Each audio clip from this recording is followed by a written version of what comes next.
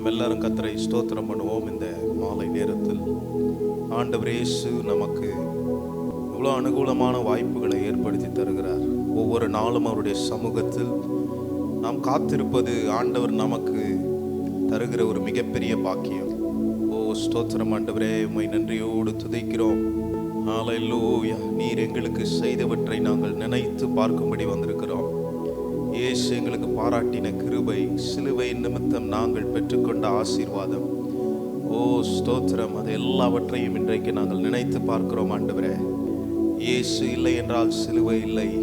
ஆண்டவரே இயேசு, நீர் எங்களுக்காக ஆண்டவரே அடிக்கப்பட்டு எங்கள் பாவத்தை நீர் சுமந்து, ஆண்டவரே எங்கள் மீறுதல்களை நீர் மன்னித்து, ஆண்டவரே நாங்கள் பலியாக வேண்டிய அந்த இடத்தில் நீர் பலியானதை நாங்கள் யோசித்து பார்க்கிறோம். இந்த மாலை நேரத்தில் கிறிஸ்தவர்களுடைய மிகப்பெரிய நம்பிக்கையே இயேசு மறுபடியும் வரப்போகிறீர், எங்களை உம்மிடம் சேர்த்து கொள்ள போகிறீர். ஆண்டவரே, நித்தியமான வாழ்வை அளிக்கிற எங்கள் அன்புள்ள தெய்வத்தை இன்றைக்கு நாங்கள் உயர்த்த வந்திருக்கிறோம். அப்பா ஆண்டவரே, உம்முடைய தழும்புகளால் நாங்கள் குணமாகிறோமே.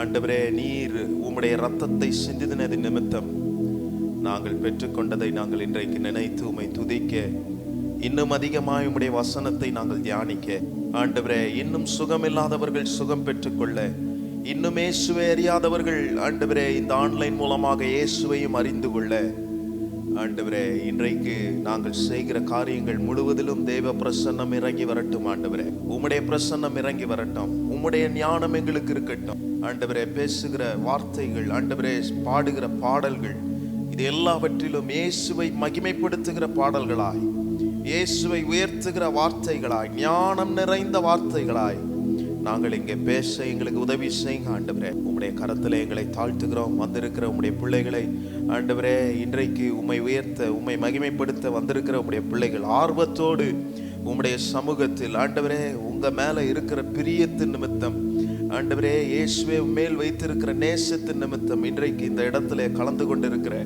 உம்முடைய பிள்ளைகளை ஆண்டவரே நீர் கண்ணோக்கி பாரும். அவர்களுடைய காரியங்கள் எல்லாவற்றையும் நீர் அறிந்திருக்கிறேன்.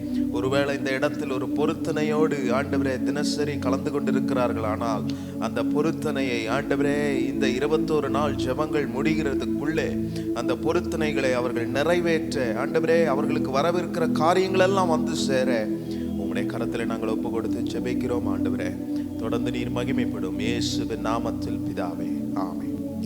இந்த 8வது நாள் ஜெபத்துக்கு வந்திருக்கிற உங்கள் ஒவ்வொருவரையும் ஆண்டவர் இயேசுவின் நாமத்தில் நாங்கள் வரவேற்கிறோம். நம்முடைய ஆண்டவர் நல்லவர். ஒவ்வொரு நாளும் நாம் கடக்க நமக்கு அற்புதமாய் உதவி செய்கிறார். ஹல்லேலூயா. ஆண்டவர் இயேசு நமக்கு சிந்தின ரத்தம் ரொம்ப விலையேற பெற்றது. பைபிளில் சொல்லியிருக்கு பாருங்க, ஆபேலுடைய ரத்தத்தை காட்டிலும் நன்மையானவைகளை பேசுகிற இயேசு கிறிஸ்துவின் ரத்தம். இந்த ரத்தம் நம்முடைய வாழ்க்கையில நன்மையானவைகளை பேசுகிறதா இருக்கிறது. நமக்கு நன்மைகளை அளிக்கிற இந்த இயேசுவின் ரத்தத்தை நாம் உயர்த்த வேண்டும்.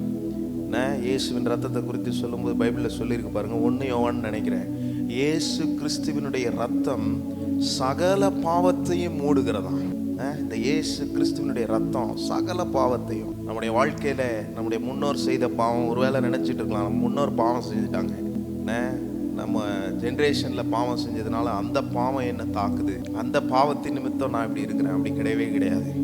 இந்த இயேசு கிறிஸ்துவினுடைய பாவம் எப்படிப்பட்டது, ரத்தம் எப்படிப்பட்டது, சகல பாவத்தையும் மூடி அது நம்மை சுத்திகரிக்கிறது, அது நம்மை பரிசுத்தப்படுத்துகிறது. கைகளை உயர்த்தி இந்த மாலை நேரத்திலே, உம்முடைய ரத்தம் எங்களுக்கு சிந்தப்பட்டுகிறது நிமித்தம் உம்முடைய ரத்தத்தினாலே நாங்கள் சுத்திகரிக்கப்படுகிறோம்.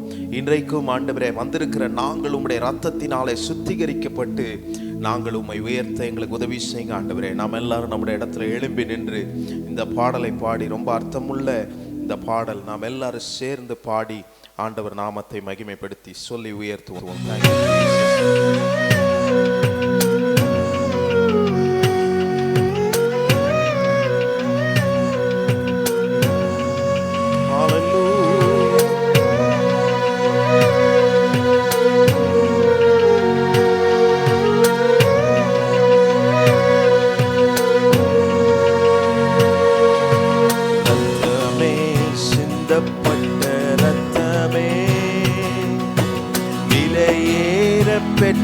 வல்ல இரத்தமே, இயேசு கிறிஸ்துவின் இரத்தமே, எனக்கு விலையாக சிந்தப்பட்டதே.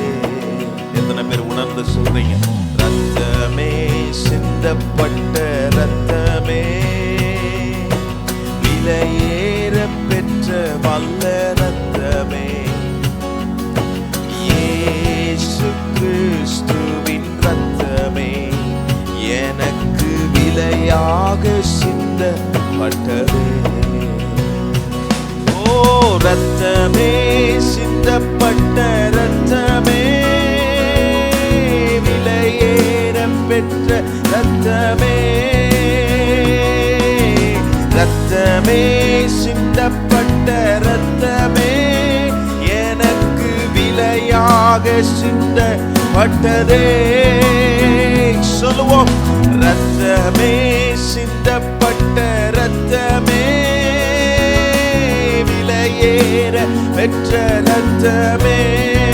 ஹல்லேலூயா. ரத்தமே, சிந்தப்பட்ட ரத்தமே, எனக்கு விலையாக சிந்தப்பட்டதே. சுத்த மனசாட்சியை நமக்கு தந்து சுத்திகரிக்கிற இயேசுவின் ரத்தம். இயேசுவின் ரத்தம் சகல பாவங்களையும் மூடுகிறது. நம்மை சுத்திகரித்து ஒரு குற்ற மனசாட்சி இல்லாத வாழ்க்கை வாழ வேண்டுமானால் இந்த இயேசுவின் ரத்தத்தை, அவர் சிந்தப்பட்ட விலையேற பெற்ற ரத்தத்தை, அதன் அருகே நாம் வருவோமானால், ஓ ஸ்தோத்திரம், நிச்சயமாகவே நம்மை சுத்திகரிக்க அவர் போதுமானவராயிருக்கிறார். Thank you Lord.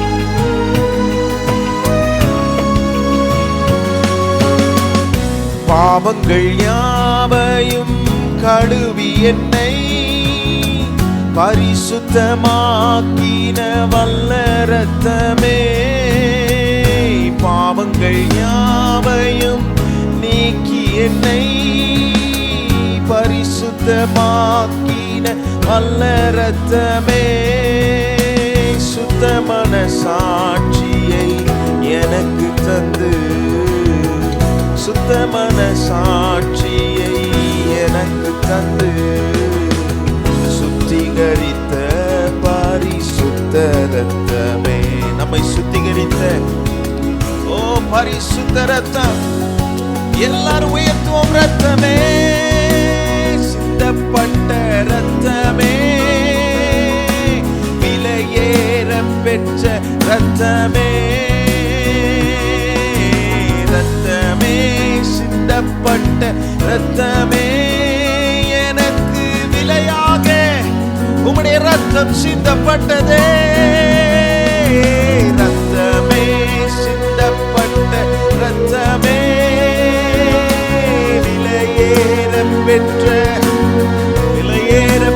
ரத்தமே, ரத்தமே, சிந்தப்பட்ட ரத்தமே, எனக்கு விலையாக சிந்தப்பட்டதே. எல்லாரும் சொல்லுவோம், ரத்தமே, சிந்தப்பட்ட விலையேற பெற்ற. நல்ல சத்தத்தை உயர்த்தி, இயேசு கிறிஸ்துவின் ரத்தமே, எனக்கு விலையாக சிந்தப்பட்டது, சிந்தப்பட்டதே. முன்பு நாம் தூரமாயிருந்தோம், ஆனால் இயேசு கிறிஸ்து சிந்தின ரத்தத்தின்படி நம்மை பிதாவோடு இணைக்கிற இயேசு கிறிஸ்துவினுடைய ரத்தம், ஓ அப்பா பிதாவே என்று கூப்பிடக்கூடிய புத்திர சுவிகாரத்தை உங்களுக்கும் எனக்கும் வாங்கி தந்த அற்புதமான ரத்தத்தை நினைத்து, இயேசுவை நினைத்து சொல்லி உயர்த்துவோம், மகிமைப்படுத்துவோம். ஹல்லேலூயா.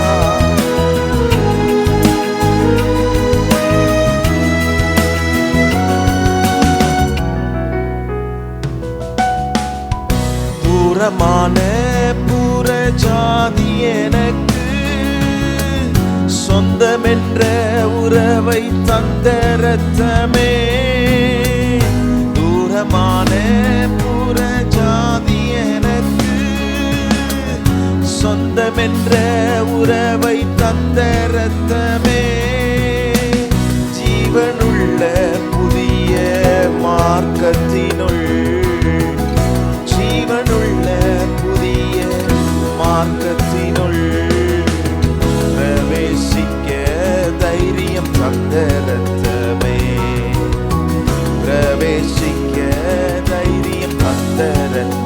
ரத்தமே ரத்தமே சிந்தப்பட்ட, எல்லாரும் அறிந்து கொள்ளும் விதத்தில் விலையேற பெற்ற ரத்தம் இயேசு கிறிஸ்துவினால் சிந்தப்பட்டதே. ஓ ஸ்தோத்திரம். இந்த ரத்தத்திற்குள் எல்லாரும் வர கிட்டி சேர, ரட்சிக்கப்படாமல் இருக்கிற எல்லாரும் ஓ சிந்தப்பட்ட ரத்தத்தின் மூலமாக ரட்சிக்கப்பட, ஓ சிந்தப்பட்ட இயேசுவின் ரத்தத்தின் மூலமாக உம்முடைய பிள்ளைகளுடைய வாழ்க்கையிலே ரட்சிப்பு என்னும் வஸ்திரத்தை இப்பொழுதே இந்த நேரத்திலே ஓ ஸ்தோத்திரம் ரட்சிக்கப்படாமல் ஆண்டவரே இருக்க உம்முடைய கை குறுகினது அல்ல.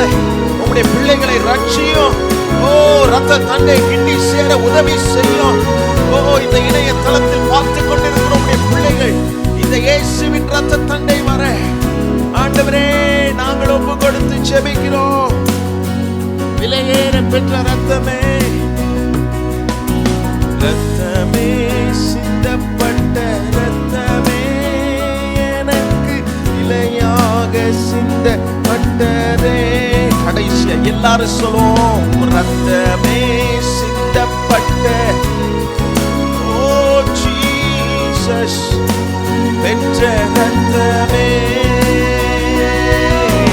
ரத்தமே சிந்தப்பட்ட ரத்தமே எனக்கு விலையாக சிந்தப்பட்டதே.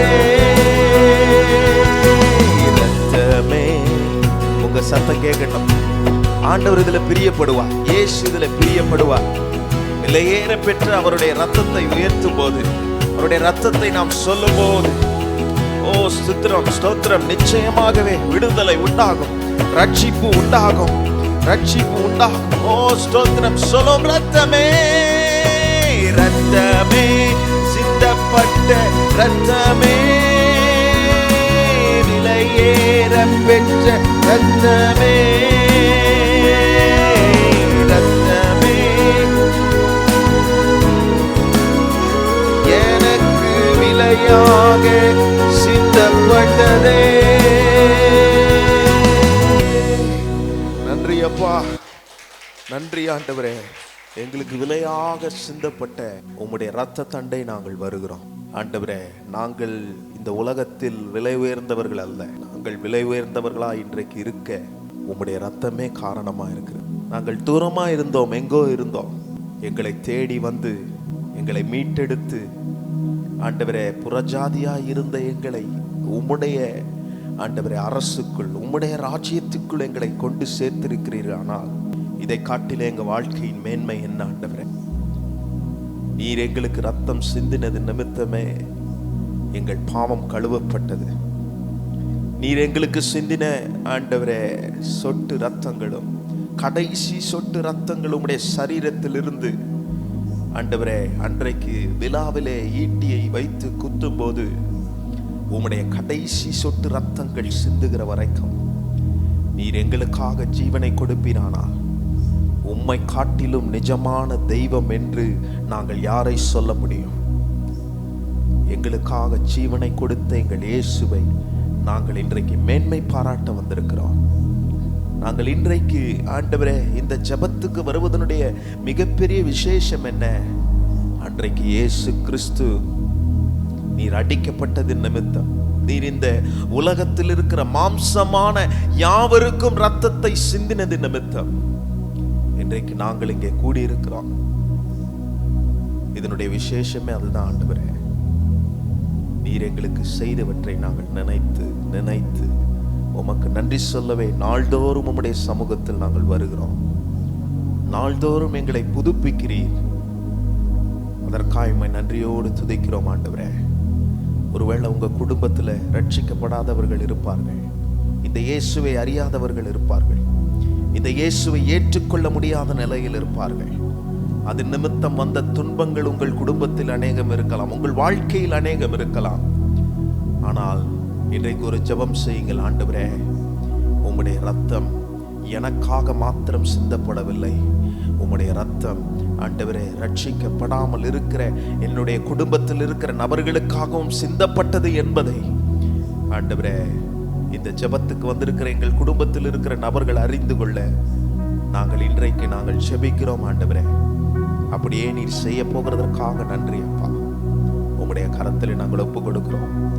தொடர்ந்து உம்முடைய சத்தியத்தை நாங்கள் அறிந்து கொள்ள, சத்தியத்தை அறிவீர்கள், சத்தியம் உங்களை விடுதலையாக்கும் என்று சொன்ன வார்த்தையின்படி விடுதலையாக்குகிற தேவனுடைய சத்தியத்தை, சிலுவையின் சத்தியத்தை நாங்கள் இன்றைக்கு கேட்க எங்களை ஒப்பு கொடுக்கிறோம். ஆண்டவரே, தொடர்ந்து நீர் மகிமைப்படும்.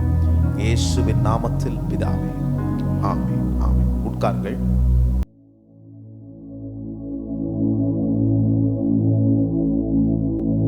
யாவருக்கு இயேசுவின் நாமத்தில் வாழ்த்துக்கள். தொடர்ந்து ஒருவரையும் கர்த்தர் ஆசீர்வதிப்பாராக. இந்த ஜெபம் தொடர்ந்து நடக்க ஜெபித்துக் கொள்ளுங்கள். ஜெபம் என்று சொன்னால் பல தடைகள் வரும். அந்த தடைகளை தாண்டி கர்த்தர் நம்மை கொண்டு வந்திருக்கிறார். அதுக்கு ஸ்தோத்திரம். இதற்கு முன்பாக முதல் கூட்டத்திலே நான் சொன்னேன், கெத்செமனேக்கு வாருங்கள். இந்த மாலை நேரத்திலே ஆண்டவருடைய சத்தம், கெத்செமனே தோட்டத்துக்கு, கெத்செமனே என்ற ஜெபிக்கிற இடத்துக்கு வாருங்கள் என்று ஆண்டவர் அழைக்கிறார். இந்த கெத்செமனே என்ற இந்த அனுபவத்துக்குள் வரும்போது தான் நம்ம எல்லா அனுபவங்களையும் அறிந்து கொள்வோம். மத்தேயு சுவிசேஷம் 26ஆம் அதிகாரம் 36 41 வரைக்கும் அந்த கெத்செமனே அனுபவங்கள் என்ன என்று சொல்லப்பட்டிருக்கிறது. மத்தேயு சுவிசேஷம் 26ஆம் அதிகாரம் 36 41 வரைக்கும் ஏற்கனவே படிச்சிருக்கிறோம். மீண்டும் ஒரு முறை படித்தால் நல்லது என்று நான் நினைக்கிறேன். அப்பொழுது இயேசு அவர்களோடு கெத்செமனே என்னப்பட்ட இடத்திற்கு வந்து சீசர்களை நோக்கி, நான் அங்கே போய் ஜெபம் பண்ணும் அளவும் நீங்கள் இங்கே உட்கார்ந்திருந்து சொல்லி பேதுருவையும் செபதேயுவின் குமாரர் இருவரையும் கூட்டிக் கொண்டு போய் துக்கமடையவும் வியாகுலப்படவும் தொடங்கினார். அப்பொழுது அவர், என் ஆத்துமா மரணத்துக்கு ஏதுவான துக்கம் கொண்டிருக்கிறது. அந்த வார்த்தையை கவனிங்கள். நீங்கள் இங்கே என்னோடு தங்கி என்னோடு கூட விழித்திருங்கள் என்று சொல்லி சற்று அப்புறம் போய் முகங்குப்புற விழுந்து, என் பிதாவே, இந்த பாத்திரம் என்னை விட்டு நீங்க கூடுமானால் நீங்கும்படி செய், ஆகிலும் என் சித்தத்தின்படி அல்ல, உம்முடைய சித்தத்தின்படி ஆக கடவுது என்று ஜெபம் பண்ணினார். பின்பு அவர் சீசரிடத்தில் வந்து அவர்கள் நித்திரை பண்ணுகிறதை பேதுருவை நோக்கி, 1 மணி நேரமாவது என்னோட கூட விழித்திருக்க கூடாதா? நீங்கள் சோதனைக்குட்படாதபடிக்கு விழித்திருந்து ஜெபம் பண்ணுங்கள். ஆவி உற்சாகம் உள்ளதுதான், மாம்சமோ பலவீனம் உள்ளது. இந்த வசனங்களிலே அந்த கெத்செமனே தோட்டத்தில் ஈசர்களோடு ஆண்டவர் போகிறார். எதற்கு போகிறார்? ஜெபம் பண்ணும்படி. நீங்கள் இந்த கெத்செமனேக்கு எதற்காக வந்திருக்கிறீங்க? ஜெபம் பண்ணும்படி வந்திருக்கிறீங்க. நாங்க பார்த்துட்டு ஆண்டவர் நம்முடைய சீசர்களை, சில ஊழியர்லாம் சொல்லுவாங்க, நீங்க உட்காந்துங்க. எங்க அப்பா ஆரம்பத்துல நான் திருப்பூருக்கு வந்த போது சொல்லுவார், நான் போறேன், வெயிலா இருக்கு, பயங்கர நீ ரெஸ்ட் எடு, வெயில் மேல படக்கூடாது, நான் போறேன்ட்டு போவார். 70 வயசு, அந்த 60 வயசு 70 வயசு அப்பாக்கு. அந்த நேரத்துல நீ வேண்டாம், வர வேண்டாம், வெயிலா இருக்கு, சரி நைட் ஊழியத்துக்கு போவார்.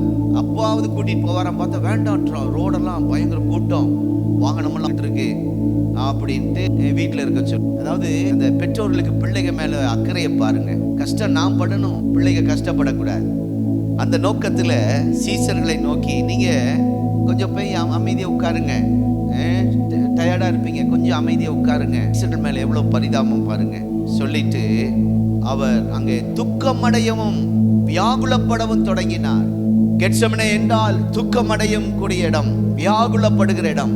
இந்த இடத்தில் இந்த யூடியூப்ல துக்கத்தோடு இருக்கலாம், வியாகுலத்தோடு இருக்கலாம். அதுதான் கெத்செமனே. இங்க அமர்ந்திருக்கிற உங்க வாழ்க்கை ஒரு துக்கம், வியாகுலம். அப்பொழுது அங்க அந்த ஒரு வார்த்தையை பாருங்கள், என் ஆத்துமா மரணத்துக்கு ஏதுவான துக்கம். அப்பா, மரணத்துக்கு ஏதுவான துக்கம். நீங்களாம் அதை சந்திச்சிருக்கீங்களான்னு தெரியல. மரண போராட்டம் சொல்லுவாங்கல்ல. பிரதர் யோவான் இங்கே இருக்கிறாங்க, அவங்க அடிக்கடி அந்த சூழ்நிலையை சந்திச்சிருக்காங்க, ஃபோன் பண்ணியிருக்காங்க எனக்கு, பாஸ்டர் மரண போராட்டம். இன்னும் சிலர் இங்கே இருக்கிறீங்க, அநேகர் அந்த நேரத்தில் அந்த மரண போராட்டம், வியாகுலப்படுகிற அந்த துக்கம் கொண்டிருந்ததாம். கொஞ்சம் அப்புறம் போய் தான் அந்த கதறி நெஞ்சில் அடிச்சு கதறி முகங்குப்புற விழுந்து அழுகிறத சீசர்கள் பார்த்துடக்கூடாதுன்னு சொல்லி ஆண்டவர் கொஞ்சம் அப்படி போயிட்டார். சீசர்கள் மேல எவ்வளவு இது பாருங்க ஆண்டவருக்கு. இந்த துக்கத்தை அவங்களும் தெரிஞ்சிடக்கூடாதுன்னு சொல்லி அப்புறம் போய் முகங்குப்புற விழுந்து, என் பிதாவே, இந்த பாத்திரம், அப்படின்னா இந்த பாத்திரம். நீங்களும் சில பாத்திரம் இங்க வந்திருக்கீங்க, துக்க பாத்திரம், கண்ணீர் பாத்திரம், வேதனை பாத்திரம், உபத்திரவ பாத்திரம், அவமான பாத்திரம், சொல்லுங்க. இக்கட்டான பாத்திரம், உடைந்த பாத்திரம், வெறுக்கப்பட்ட பாத்திரம், தூக்கி எறியப்பட்ட பாத்திரம், இப்படி சொல்லலாம். அவர் சொல்றாரு, இந்த பாத்திரம் அப்படின்னா இந்த பாடுகள், இந்த கஷ்டங்கள், நீங்க உமக்கு சித்தமானால், எனக்கு அப்படி இல்லை, உமக்கு சித்தமானால் அது நீங்கிட்ட இல்லாவிட்டால் அதை நான் அனுபவிக்கிறேன். இந்த பாத்திரம், இந்த கஷ்டம் எனக்கு இருக்கணும், என் குடும்பத்தில் இருக்கணும், என் பிள்ளை, இந்த என்னை சுற்றியுள்ள வேலை செய்கிற இடத்துல எனக்கு இந்த பாத்திரம், இந்த உபத்திரம் வரணும்னா இருக்கட்டும். ஆனால் உமக்கு சித்தமானால், என்னை விட்டு நீங்க கூடுமானால் நீங்கபடி செய்யும், ஆகிலும் என் சித்தத்தின்படி அல்ல உம்முடைய சித்தத்தின்படி. அது ரொம்ப அருமையான ஜெபம். இந்த கெத்செமனேக்கு வந்திருக்கிற நம்முடைய ஜெபத்தில் ஒரு மாற்றம் வருவதாக. அல்லேலூயா. ஜெபத்தில் சேஞ்ச், ஒரு மாற்றம் வரணும். ஒரே மாதிரி ஜெபம். இன்றைக்கு நம்முடைய விருப்பமும் கர்த்தருடைய விருப்பமும் இணைவதாக. அல்லேலூயா. கர்த்தருடைய நாமத்துக்கு ஸ்தோத்திரம். விருப்பம்னா அந்த சித்தம், அதுதான் சொல்றேன். விருப்பம், நம்ம பாஷையில விருப்பம். அங்கே அவர்கள் சீசர்கள் நித்திரை பண்ணுகிறார்கள். சிலருக்கு சர்ச்சுக்கு வந்தோடனே தூக்கம் வரும், இல்லை வீட்டில் தூக்கம் வராது. ஒரு சாட்சி கேட்டேன். ஒருத்தரை குடும்பத்தில் ஒருத்தர் பாஸ்டர் அடின்னு அடிச்சுட்டார். ஒரு காயங்கள், ஒரு ரோட்ல நின்று பிரசங்கம் பண்ணியிருக்காரு. சரியான அடி, சித்திரவதை, அதான் மரணத்துக்கு எதுவான அந்த போராட்டம் போல விட்டுட்டு போயிட்டேன். இந்த பாஸ்டர் என்ன பண்ணாருன்னா, அந்த வேதனையோட நேராக வீட்டுக்கு போல, மனைவிட்டு சொல்லல, பிள்ளைகளுக்கு சொல்லல, இந்த காயத்தெல்லாம் காட்டல, நேராக சர்ச்சில் போய் முழங்கால் போட்டாராம். 21 நாள் முழங்கால் போட்டாராம். எத்தனை நாள்? உடம்பெல்லாம் காயம், ஃபர்ஸ்ட் எய்டு பண்ணல, அந்த ரத்தத்தை கூட துடைக்கல, அந்த வேதனையிலேயே வந்து ஆலயத்தில் முழங்கால் போட்டு ஜெபித்தாராம். நீங்களாம் அதை இப்போ சமீபத்தில் கேள்விப்பட்டிருப்பீங்கன்னு நினைக்கிறேன். நான் கரெக்டாக தான் சொல்கிறேன்னா தெரியல. நான் ஒரு தடவை படிச்சுட்டேன்னா சரியாக சொல்ல வராது. பாசமெல்லாம் படித்த மாதிரியே பேச சொல்லுவாங்க. இன்னும் நான் 2-3 முறை படித்தாதான் அப்படியே சொல்ல முடியும். நடந்த சம்பவம், கதை இல்லை. பாருங்க, அந்த அடித்தவன் தூக்கம் இல்லை. இன்னைக்கு அவர் ஜெபிக்க ஆலயத்துக்குள்ள வந்து கதறினார், ஆண்டவரே நான் ஊழியம் செஞ்சேன், கைப்பிரதி கொடுத்தேன், என்னை இப்படி அடிச்சிட்டான் அப்படின்னு அவர் அழுது தேவ சமூகத்தில் கதறினாராம். அவனை தூங்கவே விடலையா ஆண்டவர். 1 நாள், 2 நாள், 3 நாள், 4 நாள், இப்படியே அவனுக்கு சில வாரங்கள் தாண்டும் போது ஒரு நாள் சரியா தூக்கம் இல்லைன்னா நம்ம நிலைமை புரியுதுங்களா? இல்லை, திருப்பூர் ஜனங்களுக்கு பழகிருச்சு நைட் ஷிஃப்ட். வேற ஊர்க்காரங்கள்லாம் கஷ்டம். அந்த ஒரு நாள் தூக்கம் களைஞ்சா அது மறுபடியும் செட் ஆக ரொம்ப கஷ்டப்படுவோம். இந்த மனுஷனுக்கு 4 நாளுக்கு மேல தூக்கம் வரலன்னா என்ன நினைச்சு பாருங்க. எங்கெங்கயோ ஓடுறாரு, யார்கிட்டயோ மந்திரவாதி கிட்ட போறாரு, ஜோசி கிட்ட போறாரு. அவன் ஒருத்த மந்திரவாதி சொல்லிட்டான், நீங்க யாரையோ பக்திமான ஏதோ தீங்கு, கடவுள் மனுஷனை ஏதோ தீங்கு, ஆண்டவர் கடவுள்கிட்ட ஒப்புரவாயி மன்னிப்பு கேளுங்கன்னு அவன் மந்திரவாதி சொல்லி அந்த ஜோசியம் பார்க்குறவன் சொல்லியிருக்கான். கடைசியில் இவர் ஓடி நேராக வந்தாராம். பார்த்து அந்த பாஸ்டர் அடிப்பட்ட அந்த காயத்தோட, அந்த ரத்த கரையோட வீட்டுக்கு கூட போகாம ஆலயத்தில் கதறிட்டு இருக்கிறார், ஜெபம் பண்ணிட்டு. நேராக இந்த மனுஷன் வந்து சொன்னாராம், ஐயா மன்னிச்சிருங்க, எனக்கு ஒரு ஜெபம் பண்ணுங்க. அவர் அப்படி ஒரு ஜெபம் பண்ணிட்டு மீண்டும் அவர் அவருடைய ஜெபத்தை தொடர்ந்தாராம். அவருக்கு ஒரு சின்ன ஜெபம் பண்ணிட்டு, கண்ணை மூடி ஜெபம் பண்ணிட்டே இருக்கார். ஆண்டவரே இந்த மனிதனுடைய பாவங்களை மன்னியும், மீறுதலை மன்னியும், குற்றத்தை மன்னியும், அநியாயம் தெரியாம செஞ்சிட்டார், அறியாம செஞ்சிட்டார், மன்னியும் சொல்லி ஜெபம் பண்ணிக்கிட்டே இருக்கிறாராம். கொரட்ட சத்தம் கேட்குதான். எவ்வளோ நாள் தூங்காத மனுஷன் இந்த ஜெபம் கேட்ட உடனே சூப்பரா தூங்குறானா. இவர் நல்லா ஜெபம் பண்ணிட்டு, என்னடா காலை பார்த்து காணம், படுத்து தூங்கிட்டு. அப்புறம் எழும்பி சொன்னாராம், ஐயா எத்தனை நாள் தூக்கம் இல்லை, உங்களை அடிச்சதுல இருந்து என்னை மன்னிச்சிருங்கன்னு சொல்லி. அப்படின்னா அந்த இயேசுவின் அந்த பாத்திரம் சொல்றேனே, அவருடைய ஒரு சரீரம் பாதிக்கப்பட்டிருக்கு. ஆனா சீசர்கள் தூங்கி கொண்டிருக்கிறார். அந்த நேரத்திலேயே ஆண்டவர் கேட்கிறார், 1 மணி நேரமாவது விழித்திருந்து ஜெபிக்க கூடாதா? இந்த நாளிலே நம்ம ஒரு தீர்மானம் பண்ணுவோம். 24 மணி நேரத்தை கர்த்தர் நமக்கு தந்திருக்கிறார். அதுல ஒரு தசம பாகத்தை கூட கேட்கல, அதை விட கொஞ்சமா தான் கேட்கிறார். 1 மணி நேரம் நம்ம எல்லாரும் கைகளை உயர்த்தி சொல்லுவோம், ஆண்டவரே இன்றைக்கு இந்த கெத்செமனேக்கு வந்திருக்கிறோம், 1 மணி நேரம் ஜெபிக்கிற அனுபவம், அதுக்கு மேலேயும் ஜெபிக்க ஆண்டவர் உங்களை ஆவியானவர் நடத்துவார். அல்லேலூயா. பல மணி நேரம் ஜெபிக்கிற கிருபையை தருவார். ஆனால் ஆண்டவர் விரும்புகிறது, கரங்களை உயர்த்தி சொல்லுவோம், 1 மணி நேரமாவது. அல்லேலூயா, ஸ்தோத்திரம். 1 மணி நேரம் குறைந்த நேரம் தான். அல்லேலூயா, ஸ்தோத்திரம். ஆண்டவரோடு பேசுகிற நேரம், கொஞ்ச நேரம் தான், அதை தான் கேட்கிறார். 1 மணி நேரமாவது விழித்திருக்க கூடாது, ஜெபத்திலே விழித்திருக்க கூடாதா, ஜெபிக்க கூடாதா என்று கேட்கிறார். ஆண்டவரே ஸ்தோத்திரம். அப்படி ஜெபிக்காததினால் நிறைய சோதனையில பிரச்சனையில மாட்டிக்கிட்டோம்.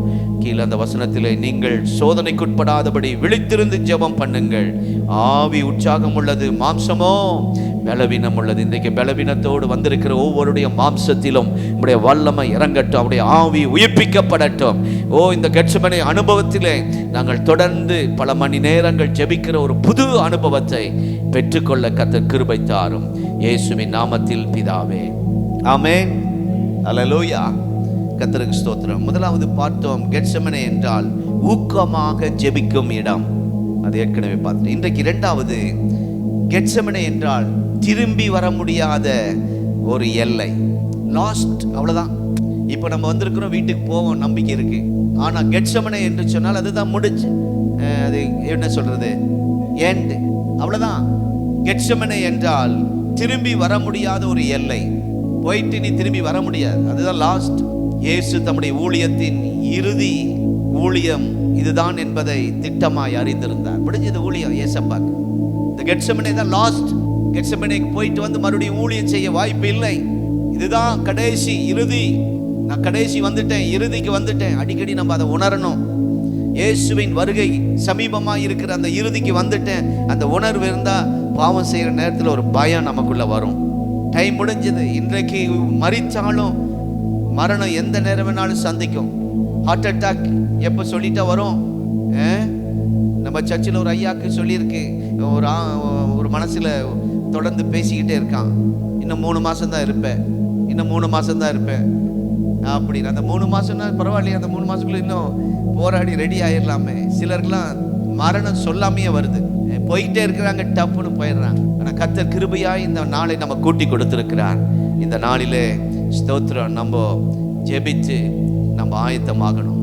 2ஆம் மகா யுத்தம் நடந்து கொண்டு இருக்கும்போது விமானப்படை வீரர்கள் குண்டு போடுவதற்கு ஒரு எல்லைக்கு புறப்படுவார்களாம். அவன் கமாண்டரா அவன் சொல்லி அனுப்புறான், அந்த எல்லை வரைக்கும் நீங்க போய் குண்டு பொழியுங்கள். 2ஆம் மகா யுத்தம் நடக்கும்போது அதை தாண்டி போனீர்களானால் திரும்பி வர முடியாது, பெட்ரோல் அவ்வளவுதான். அவன் வண்டியில விமானத்துல பெட்ரோல் அவ்வளவுதான். அந்த எல்லையை தாண்டி போயிட்டு மறுபடியும் வேற எங்க யுத்தத்துக்கு போயிட்டீங்கன்னா உங்களுக்கு ஒரு எல்லை இவ்வளவுதான், இது வரைக்கும் தான் நீங்க போய் குண்டு போடணும் என்று சொல்லி ஒரு எல்லையை தீர்மானித்து அனுப்புவார்களாம். அதை தாண்டி போயிட்டா பெட்ரோல் இல்லாம கடைசியில திரும்பி வர முடியாத நிலைமை வந்துவிடும். இந்த கெத்செமனே தோட்டமும் திரும்பி வர முடியாத ஒரு சூழ்நிலை. அருமையான கர்த்தருடைய பிள்ளைகளே, உங்களுடைய குடும்பத்திலும் குழப்பங்களும் போராட்டங்களும் பிரச்சனைகளும் தீர வேண்டுமானால் உங்களுக்கு கெத்செமனே ஜெபம் தேவை. அல்லேலூயா. நம்முடைய பிரச்சனைகள், ஊழியத்தில் வருகிற பிரச்சனைகள், நம்முடைய சரீரத்தில் ஏற்படுகிற போராட்டங்கள், குடும்பத்தில் வருகிற, வேலையில் வருகிற எல்லா போராட்டத்தை ஜெயிக்க மேற்கொள்ள நமக்கு இந்த கெத்செமனே ஜெபம் தேவை. நம்முடைய இயேசு இந்தியாவுக்கு சொந்தமான இரட்சகராக வர வேண்டும், இரட்சகராக ஜனங்கள் ஏற்றுக்கொள்ள வேண்டுமானால் இந்த கெத்செமனே ஜெபம் நமக்கு தேவை. இந்த தேசத்தில் ஒரு எழுப்புதல் வர வேண்டுமானால் இந்த கெத்செமனே ஜெபம் நமக்கு தேவை. நம்முடைய குடும்பம் முழுவதும் சாபம் அகற்றப்பட்டு நாம் ஆசீர்வாதமாக இருக்க வேண்டுமானால் இந்த கெத்செமனே ஜெபம் நமக்கு தேவை. நம்முடைய ஏரியா முழுவதிலும், நம்முடைய சபையிலும் ஒரு தேவ அக்கினி பற்றி பிடிக்க வேண்டுமானால் இந்த கெத்செமனே ஜெபம் நமக்கு தேவை. கர்த்தருக்கு ஸ்தோத்திரம். ஆகவே உங்களுடைய வீடு கெத்செமனேவாக மாற வேண்டும், நம்முடைய சபை கெத்செமனேவாக மாற வேண்டும். அல்லேலூயா. இன்றைக்கு அப்படி நாம் ஜெபிக்க போகிறோம். இதெல்லாம் ஒரு ஜெப குறிப்பு போல. தேவனுடைய நாமத்துக்கு ஸ்தோத்திரம். ஆகவே அப்படி மாறும்போது நாம் தண்ணீரை கடக்கலாம், தீயும் கடக்கலாம். ஆமென். ஏசாயா 43:1 தான் நினைக்கிறேன். தண்ணீரை கடக்கும் போது, அல்லேலூயா, தண்ணீரை கடக்கும் போது, ஆறுகளை கடக்கும் போது இந்த கெத்செமனே அனுபவத்தை நீங்கள் மறந்து விடாதீர்கள். பிரச்சனை வரும்போது, வீட்டுக்குள்ளே சில போராட்டங்கள் வரும்போது, பண நெருக்கடி வரும்போது, சரீரம் உங்களுக்கு ஒத்துழைக்காமல் பலவீனம் வரும்போது நாம் உடனே உணர்ந்து கொள்ளணும், ஆண்டவர் இந்த கெத்செமனே அனுபவத்தில் என்னை நடத்தி கொண்டிருக்கிறார். ஆமென். அதுதான் உண்மை, அதுதான் சத்தியம். ஆகவே கெத்செமனே அனுபவத்தை நாம் மறந்துடக்கூடாது என்பதற்காகவே கர்த்தர் அப்பப்போ சில பிரச்சனைகளை நமக்கு அனுப்பி கொண்டே இருக்கிறார். உங்களுக்கு விரோதமாய் வருகிற கொந்தளிப்பை அமரப் பண்ணவும், புயல் காற்றை ஓய பண்ணவும். அல்லேலூயா. ஜெபிக்க ஜெபிக்க அந்தகாரத்தின் அஸ்திபாரங்கள் அசையவும், அவருடைய சத்துருவின் தலையை நொறுக்கவும் ஆண்டவர் இந்த கெத்செமனே அனுபவத்துக்குள் நம்மை கொண்டு வந்திருக்கிறார். கெத்செமனே என்றால் இன்னொரு அர்த்தம் எண்ணெய் ஆட்டும் செக்கு. கெத்செமனே என்றால் சொல்லுவாங்க எண்ணெய் செக்கு. இப்போல்லாம் அது எங்கே இருக்குன்னு தெரில. நான் சின்னதில் நான் போய் பார்த்துருக்கேன். அந்த எண்ணெய் ஆட்டுற செக்கு மாடு அப்படி சுற்றிட்டு வரும். அந்த செக்கு மாடு அதுக்கு தான் யூஸ் பண்ணும். அதை வந்துட்டு ஏதாவது ஊருக்கு போகிறது மாட்டிட்டோன்னா, இங்கேருந்து பொள்ளாச்சி போகணும்னு சொல்லி அப்படிதான் ஒரு குடும்பம் கல்யாணம் பண்ணி பொண்ணு மாப்பிள்ளையும் திருப்பூர்லேருந்து, அந்த காலமெல்லாம் வாகனம் கிடையாது இல்லை, தெரியாமல் இந்த பொண்ணு மாப்பிள்ளை அந்த மாட்டு வண்டியில் உட்கார வச்சு அனுப்புறதுக்கு நைட் அவசரத்தில் செக்கு மாடை கொண்டாந்து வண்டியில் பூட்டிட்டாங்க. எல்லாம் பொண்ணு மாப்பிள்ளைக்கு பொருளெல்லாம் ஏற்றியாச்சு, நாங்கள் முன்னாடி போகிறோம், நீங்கள் பின்னாடி வாங்க அப்படின்ட்டு அவங்க போயிட்டாங்க. இவங்களும் எப்பவும் பொண்ணு மாப்பிள்ளை கல்யாணம் முடிஞ்சு எப்படி இருப்பாங்க, டயர்டாக இருப்பாங்க. தூக்கம் இல்லாமல் ஓடி ஆடி வேலையெல்லாம் செஞ்சு அந்த ஒரு வாரம் செமையாக தூங்கணும்னு நினைப்பாங்க. அப்போது இவங்க ஏறி உட்கார்ந்தோடனே இந்த காற்றுல இந்த அப்படியே அப்படி ஒரு ரவுண்டு வந்துச்சு. அவங்களுக்கு தெரில, அப்படியே தூக்கம் வந்துருச்சு, தூங்கிட்டாங்க. காலையில் எந்திரிச்சு பார்க்குறாங்க. அவங்க வேற என்னடா பொண்ணு மாப்பிள்ளை வரலன்னு அங்கே ரெடி பண்ணி எல்லாம் காத்துட்டு இருக்கிறாங்க. இவங்க பொண்ணு மாப்பிள்ளை எந்திரிச்சு பார்க்குறாங்க. எங்கே ஏறி உட்கார்ந்தாங்களோ அங்கேயே தான் இருக்கிறாங்க. என்னாச்சு, செக்கு மாடு அது அங்கேயே தான் சுற்றிட்டு இருந்திருக்கு. ராமையா காலனியே சுற்றிட்டு இருந்திருக்கு. அருமையான கத்தோட செக்கு மாடு, அதாவது எண்ணெய் செக்கு. அந்த அர்த்தம் அதுக்கு கெத்செமனே என்றால் அந்த வார்த்தைக்கு அர்த்தம் எண்ணெய் செக்கு. அந்த ஒளிவ விதைகளை செக்கில் போட்டு ஆட்டி அந்த ஒளிவ எண்ணெய் எடுப்பார்களாம். கசக்கி பிழிந்த எண்ணெய். இயேசுவை கெத்செமனேல அவருடைய சரீரம் அந்த செக்கில் போட்ட மாதிரி அவர் ரத்தம் பிழிந்து எடுக்கப்பட்டது. இந்த பாட்டு எவ்வளோ அருமையாக இருந்துச்சு பார்த்தீங்களா? பிடிக்கும்போது கூட ஒரு முறை அந்த பாட்டுனா நல்லா இருக்கும். இதே ஆந்திராவில் ஏசண்ணான்னு ஒருத்தருக்க, நமக்கு பெர்கமான் சென்று நம்ம நாட்டில், நம்ம தமிழ்நாட்டில் ஆந்திராவில் ஏசண்ணா, அவர் இந்த ரத்தத்தை பற்றி போட்டு ஒரு பாட்டு பாடியிருக்கார். அந்த மாதிரி இந்த பாடும்போது என்ன தெய்வ பிரசன்னம்! உண்மையாகவே ஆண்டுடைய ரத்தம் நம்ம தெளிக்கப்பட்டு இருப்பதற்காக ஸ்தோத்திரம். கரங்களை தட்டி அல்லேலூயா, பிரைஸ் தி லார்ட். ஆகவே கெத்செமனே என்றால் திரும்பி வர முடியாத நிலை. அங்கே யோவான் 18ஆம் அதிகாரம் 11ஆம் வசனத்தில், பிதா எனக்கு கொடுத்த பாத்திரத்தில் நான் பானம் பண்ணாதிருப்பேனோ என்று கேட்கிறார். ஆண்டவர் கேட்கிறார். கெத்செமனே என்பது துக்கத்தின் பாத்திரம். கெத்செமனே என்பது ஆத்துமாவை மரணத்தில் ஊற்றி ஜெபிக்கிற அந்த சூழ்நிலை. அந்த பாத்திரம் பாடுகளை நம்ம தண்ணி குடிக்கிறது போல, வேதனையை தண்ணி குடிக்கிறது, பருகிறது, குடிப்பது போல. ஸ்தோத்திரம். அதை ஆண்டவர் மனப்பூர்வமாக ஏற்றுக்கொண்டார், அதற்கு ஒப்பு கொடுத்தார். இன்றைக்கும் சில பிரச்சனைகள் கஷ்டமாக தான் இருக்கும். ஆனால் அந்த சூழ்நிலைக்காக நாம் ஆண்டவரை துதிக்க வேண்டும், சந்தோஷமாய் அதை ஏற்றுக்கொள்ள வேண்டும். ஸ்தோத்திரம். ஆகவே எபிரேயர் 2ஆம் அதிகாரம் 10ஆம் வசனத்தை நாம் வாசிக்க கேட்போம். எபிரேயர் 2ஆம் அதிகாரம் 10ஆம் வசனம். ஏனென்றால் நமக்காகவும் நம்மாலே சகலத்தையும் உண்டாக்கினவர் அநேக பிள்ளைகளை, நல்ல கவனிங்க, எதுக்காக அந்த கெத்செமனேயில் அவ்வளோ ரத்தம் செக்கில் ஆட்டினது போல ஆண்டவர் அந்த கஷ்டம், அந்த பாத்திரம் உடைக்க, அந்த துக்க பாத்திரம், வேதனை பாத்திரம் அந்த கஷ்டப்பட்டதுங்கிறதுக்கு விளக்கம். அநேக பிள்ளைகளை மகிமையிலே கொண்டு வந்து சேர்க்கையில் அவருடைய ரட்சிப்பின் அதிபதியை உபத்திரவங்களினாலே பூரணப்படுத்துகிறது அவருக்கு ஏற்றதாயிருந்தது. உங்களை என்னையும் கர்த்தர் பரலோகத்தில் கொண்டு போய் சேர்ப்பதற்கு, உங்களுக்கு எனக்கு அந்த ரட்சிப்பை கொடுப்பதற்கு, அந்த உபத்திரவத்தை, அந்த உபத்திரவத்தின் பாத்திரத்தை, அந்த துக்க பாத்திரத்தை அவர் சந்தோஷமாய் ஏற்றுக்கொண்டார். அல்லேலூயா, கர்த்தருடைய நாமத்துக்கு ஸ்தோத்திரம். ஆதாம் ஏவாளி நிமித்தம் வந்த அந்த பாவத்தின் வல்லமையும் அந்த மரண வல்லமையும் முறியடிக்கும்படியாக இயேசு கெத்செமனே தோட்டத்தில் அந்த பாடுகளையும் மகிழ்ச்சியோடு ஏற்றுக்கொண்டார், சந்தோஷமாய் ஒப்பு கொடுத்தார். அதற்காக தைரியமாய் நின்று போராடினார். இயேசு சிலுவையில் தன்னுடைய சரீரத்தை பாவ நிவாரண பலியாக ஒப்பு கொடுத்தார் என்று நாம் வாசிக்கிறோம். ஏசாயா 53ஆம் அதிகாரம் 12ஆம் வசனத்திலே அவர் தன்னுடைய ஆத்துமாவை மரணத்தில் ஊற்றினார். அவருடைய ஆத்துமா மனுகுலத்தின் சகல துயரங்களையும் வியாகுலங்களையும் சுமந்தது. நல்லா தெரியும் ஆண்டவருக்கு நீங்க எப்படி போயிட்டு இருக்கிறீங்க, என்ன கஷ்டப்படுறீங்கன்னு ஆண்டவருக்கு நல்லா தெரியும். ஒரு தாய்க்கு தெரியும் தன் பிள்ளைய பற்றி, ஏன்னா அந்த வளர்த்தி இருக்கிறாங்க, கஷ்டப்பட்டு உருவாக்கி இருக்கிறாங்க. அந்த மாதிரி உங்களை பற்றி நீங்க தான் அவருடைய பிள்ளைகள், நீங்களும் நானும். நம்முடைய தகப்பன் இயேசு நம்ம படுகிற உபத்திரவம் ஈஸியாக அவர் கண்டுபிடிச்சுக்குவார். ஏன்னா அவர் அந்த பாதையில போயிருக்கிறார். நீங்க ஒவ்வொரு கஷ்டப்படும் போதும், உங்களுக்கு ஒவ்வொரு குடும்பத்துல பிரச்சனை வரும்போதும் யாருக்குமே சொல்ல முடியாது, யாருக்கு சொன்னாலும் புரிந்து கொள்ளாம அப்படி நினைக்காதீங்க. ஆண்டவருக்கு எல்லாம் தெரியும். நீங்க போகிற பாதையை கர்த்தர் அறிந்திருக்கிறார்.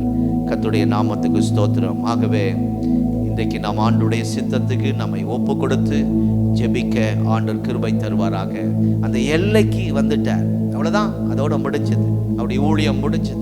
கெத்செமனே என்று சொல்லும் போது திரும்பி வர முடியாத நிலை, அந்த கடைசி எல்கைக்கு அவர் வந்துட்டார். தேவ பிள்ளைகளை நாமும் அந்த சூழ்நிலையில கர்த்தர் நம்மை கொண்டு வந்திருக்கிறார். இதுதான் நம்ம கடைசி போராட்டம். ஆமென்.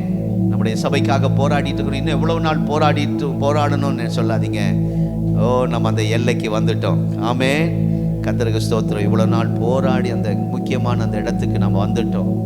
கர்த்தருடைய நாமத்துக்கு ஸ்தோத்திரம். ஆகவே கர்த்தர் நமக்கு இப்படிப்பட்ட ஒரு நல்ல இடத்தை, கெத்செமனே என்ற அனுபவத்தை இந்த இன்னைக்கு தந்திருக்கிறார். நம்ம எல்லாரும் வலது கரத்தை உயர்த்தி கொஞ்ச நேரம் ஸ்தோத்திரம் பண்ணுவோம். ஆமென். ஹல்லேலூயா. இப்போ நீங்க ஜெபிக்க ஆரம்பிங்க, நீங்க பேச ஆரம்பிங்க. பக்கத்தில் இருக்கிறவங்க டிஸ்டர்ப் பண்றோம்னு நினைக்காம சத்தமா ஜெபிக்கலாம். ஹல்லேலூயா. சிலுவை அந்த கெத்செமனே அனுபவத்தை நினைத்து ஜெபியுங்கள். கர்த்தர் இந்த கெத்செமனே ஜெபம் என்ற இடத்துக்கு கர்த்தர் கொண்டு வந்திருக்கிறார். தோட்டமாகிய ஜெபிக்க கர்த்தர் கொண்டு வந்திருக்கிறார். வியாகுலம் பட்டது போல உங்களுக்கு நிறைய வியாகுலம், பாடுகள், போராட்டங்கள், மரணத்துக்கு ஏதுவான போராட்டங்கள், இவைகளின் நடுவிலும் நீங்கள் வந்து ஜெபிக்க வந்திருக்கிறீங்க. ஏசப்பா அந்த பாதையில தான் போயிருக்கிறார். உங்க குடும்பம் அந்த பாதையில தான் போயிட்டு இருக்கு. நம்ம சபை அந்த நிலைமையில தான் போயிட்டு இருக்கு. ஹல்லேலூயா. நம்முடைய மகிமையிலே கொண்டு போய் சேர்ப்பதற்காக தான், பரலோகத்திலே நம்மை கொண்டு போய் சேர்ப்பதற்காக தான் ஆண்டவர் சந்தோஷமா இந்த கெத்செமனே தோட்டத்தின் அனுபவத்தை, ஆண்டவர் அந்த வியாகுலத்தின் பாத்திரத்தை, துக்கத்தின் பாத்திரத்தை ஆண்டவர் புறக்கணியாமல் அதை சந்தோஷமா ஏற்றுக்கொண்டார். நீங்கள் அதே பாத்திரமாய் வந்திருக்கிறீங்களா? உங்க துக்க பாத்திரத்தை கர்த்தர் மாற்ற போகிறார். உங்கள் வியாகுல பாத்திரத்தை கர்த்தர் மாற்ற போகிறார். உங்கள் கண்ணீரின் பாத்திரத்தை கர்த்தர் மாற்ற போகிறார். நம்ம எல்லாரும் ஜெபிக்க போகிறோம். ஜெபிக்க ஆரம்பிங்க. சில நிமிடம் தான் எல்லாரும் ஜெபிப்போம். ஹல்லேலூயா, ஹல்லேலூயா. ஆண்டவரே, கெத்செமனே இடம் என்றால் ஊக்கமாய் ஜெபிக்கிற இடம். அவர் மிகவும் வியாகுலப்பட்டு அதிக ஊக்கத்தோட ஜெபம் பண்ணினார் என்று நாம் பார்க்கிறோம். 22:44 லூக்காவில் ஊக்கத்தோட, ஆமென், அதிக ஊக்கத்தோட, ஆமென், ஊக்கமாய் ஜெபிக்கிற இடம், அமைதலாய் ஜெபிக்கிற இடம் அல்ல. கர்த்தர் இன்றைக்கு நீங்க எப்பவும் ஜெபிக்கிற மாதிரி ஜெபிக்காதீங்க. கொஞ்சம் ஊக்கமா ஜெபம் பண்ணுங்க, கொஞ்சம் சத்தமா ஜெபம் பண்ணுங்க. ஹல்லேலூயா, ஹல்லேலூயா. ஸ்தோத்திரம், ஸ்தோத்திரம். ஸ்தோத்திரம். பலத்த சத்தத்தோடு கண்ணீரோடு விண்ணப்பம் பண்ணி வேண்டுதல் செய்தார் என்று எபிரேயர் 5:7 வாசிக்கிறோம். நம்முடைய சத்தம் பரலோகத்தை அசைக்கட்டும். நம்முடைய வேதனையை சத்தமாய் வெளியே கொண்டு வருவோம். சொல்லுங்க, அப்பா, எனக்கும் இந்த பாத்திரம் எனக்கும் இருக்கு ஆண்டவரே. துக்க பாத்திரம் எனக்கு இருக்கு. என் குடும்பத்தில் வியாகுல பாத்திரம், மரணத்துக்கு ஏதுவான பாத்திரம். இந்த பாத்திரம் ஆண்டவரே உமக்கு சித்தமானால் விலகட்டும். அந்த பாத்திரத்தை நாங்கள் சந்தோஷமா ஏற்றுக்கொள்ள எங்களை ஒப்பு கொடுக்கிறோம் ஆண்டவரே. இந்த பாடுகளுக்கு பிறகு எங்களுக்கு ஒரு பரலோகம் வச்சிருக்கிறீங்க. இந்த சிலுவை இல்லாமல் சிங்காசனம் இல்லை எங்களுக்கு. இந்த உபத்திரம் இல்லாமல், பாடுகள் இல்லாமல் பரலோகம் எங்களுக்கு இல்லை. இந்த அநேக பாடுகளின் வழியாக தான் எங்களை பரலோகத்துக்கு அழைத்து செல்கிறீர். இந்த பாடுகள் நேரத்திலே, உபத்திரவ நேரத்திலே நாங்கள் உம்மை மறுதலிக்க கூடாது, பின்வாங்கி போயிடக்கூடாது. சீசர்களை போல ஆண்டவரே தூங்கிடக்கூடாது. ஆண்டவரே, நாங்கள் எல்லா பாடுகளின் வழியாய் போகும்போது இந்த பாடுகளுக்காய் ஸ்தோத்திரம். இந்த ஆண்டவரே துக்க பாத்திரத்துக்காய் ஸ்தோத்திரம், வியாகுல பாத்திரத்துக்காய் ஸ்தோத்திரம். ஆண்டவரே, எங்களை நடத்துகிற அனுபவத்துக்காய் ஸ்தோத்திரம். தாங்க முடியலதான், ஆனாலும் உம்முடைய சித்தத்துக்கு, சொல்லுங்க, உம்முடைய சித்தத்துக்கு எங்களை ஒப்பு கொடுக்கிறோம் ஆண்டவரே. ஆண்டவரே, ஸ்தோத்திரம் ஐயா. சீக்கிரமா உம்முடைய பிள்ளைகளுக்கு அந்த கெத்செமனே ஜெபிக்கிற ஆண்டவரே இந்த இடத்துக்கு ஓடி வந்திருக்கிறாங்க. ஊக்கமாய் ஜெபிக்க வந்திருக்கிறாங்க. கண்ணீரோடு ஜெபிக்க வந்திருக்கிறாங்க. ஆண்டவரே, குடும்பத்துக்காய் ஜெபிக்க வந்திருக்கிறாங்க. தேசத்துக்காய் ஜெபிக்க வந்திருக்கிறாங்க. ஒவ்வொருவரை இப்பொழுதே தொடுவீராக. இந்த கெத்செமனே அனுபவத்திலே இனிமேல் அவர்கள் ஊக்கமாய் ஜெபிக்கிற ஒரு புது அனுபவத்துக்குள் நடத்தி செல்லுங்க ஆண்டவரே. ஆண்டவரே. ஓ கெத்செமனே, திரும்பி வர முடியாத ஒரு எல்லை, கடைசி ஊழியத்தின் இறுதிக்கு வந்ததை ஆண்டவர் திட்டமாய் அறிந்திருந்தார். அதே போல நாங்களும் கடைசி காலத்தில் வந்திருக்கிறோம். நீ சீக்கிரமாய் வரப்போகிறேன் ஆண்டவரே. எங்களுடைய ஊழியத்தை, இதுதான் கடைசி ஊழியம் நினைச்சு நாங்கள் வேகமாய் செய்ய, இன்னும் உற்சாகமாய் செய்ய, ஓ ஸ்தோத்திரம், இதுதான் எங்களுக்கு கொடுத்த பாக்கியமான நேரம் என்பதை உணர்ந்து இந்த நேரத்தை நாங்கள் ஆதாயமாக்கி கொள்ள, காலத்தை பிரயோஜனப்படுத்தி கொள்ள ஆண்டவரே நீர் உதவி செய்ய, கிருபை செய்ய நாங்கள் ஜெபிக்கிறோம் ஆண்டவரே. ஹல்லேலூயா. எல்லாரும் கரங்களை உயர்த்தி சொல்லுவோம், என் சித்தம் அல்ல உம்முடைய சித்தம் எங்களில் நிறைவேறட்டும். எல்லாம் சத்தமா சொல்லுங்க. அது அருமையான ஜெபம். ஹல்லேலூயா. நாளைக்கு அதை நம்ம பார்க்க போறோம். ஆண்டவரே, என்னுடைய சித்தம் அல்ல, அதுதான் ஆண்டவர் அடுத்த ஜெபம். ஹல்லேலூயா. கெத்செமனே ஜெபம். ஜெபம் என்றால் தேவ சித்தத்துக்கு ஒப்பு கொடுக்கிற இடம், தேவ சித்தத்துக்கு ஒப்பு கொடுக்கிற இடம். அந்த தான் கெத்செமனே தோட்டம். கெத்செமனே ஜெபம்.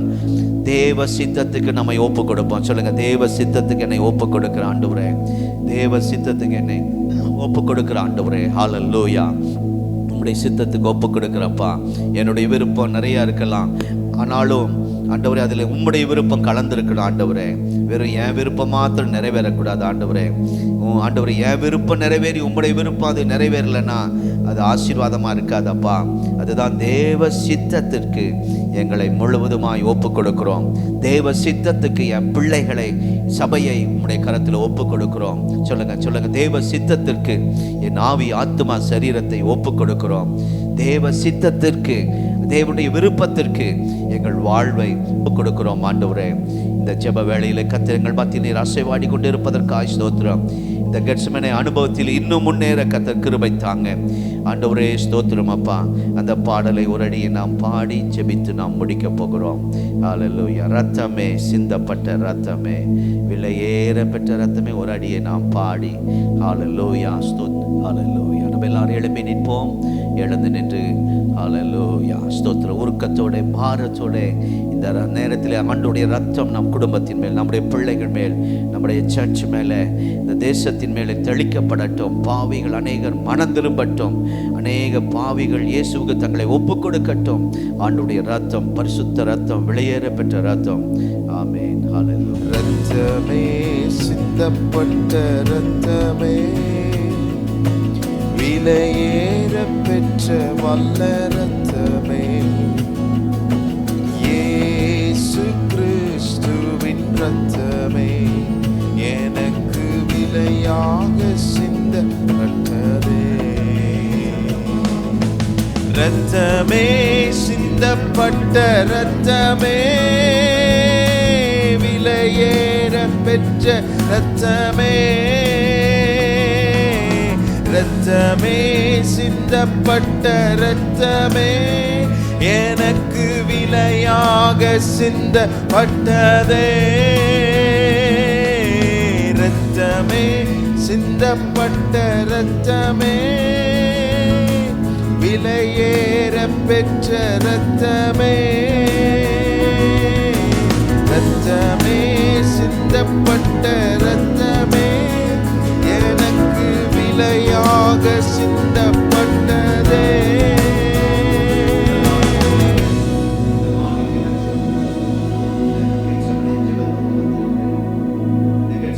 இதுதான் கடைசி எல்லை.